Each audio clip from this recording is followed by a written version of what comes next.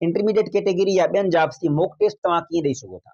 सो mock taste ॾियण लाइ तव्हां गूगल में वेंदो, सिंधी सर सर्च कंदावे ऐं सिंधी सर जी वेबसाइट ते वेंदावे। जीअं ई वेबसाइट ओपन थी वेंदी त तव्हां थोरो हेठि वेंदावे त तव्हांखे मॉक टेस्ट जो ऑप्शन नज़र ईंदो। उन ते जीअं क्लिक कंदावे त तव्हांजे साम्हूं मॉक टेस्टूं अची वेंदियूं। जंहिं मॉक टेस्ट ते तव्हां क्लिक कंदावे जीअं ई त उहा मॉक टेस्ट तव्हांजी जेका आहे ओपन थी वेंदी ऐं उहा मॉक टेस्ट तव्हांजी हलणु शुरू थी वेंदी अगरि तव्हांजो अकाउंट सिंधी सर जे वेबसाइट ते ठहियलु आहे। जे अगरि न आहे ठहियलु त तव्हांजे अॻियां रजिस्ट्रेशन फॉर्म खुली ईंदो हिकिड़ो, उन फॉर्म में चवंदो लॉगिन कयो ऐं लॉगिन जे हेठां बिल्कुलु हुते नंढो साइन अप जो ऑप्शन हूंदो ऐं जीअं ई तव्हां साइन अप कंदावे त साइन अप में तव्हांखे नालो, ईमेल ऐं पासवर्ड ठाहिणो पवंदो पंहिंजो नओं।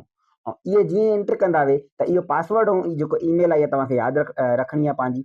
ऐं जीअं एंटर कंदावे त तव्हांजो अकाउंट ठही वेंदो ऐं जीअं ई लॉगिन तव्हां थी वेंदावे ऐं वरी मॉक टेस्ट ते क्लिक कंदावे तव्हांजी मॉक टेस्ट स्टार्ट थी वेंदी। 100 सवाल जीअं तव्हां हल कंदावे लास्ट में तव्हांखे मार्कूं नज़र ईंदियूं।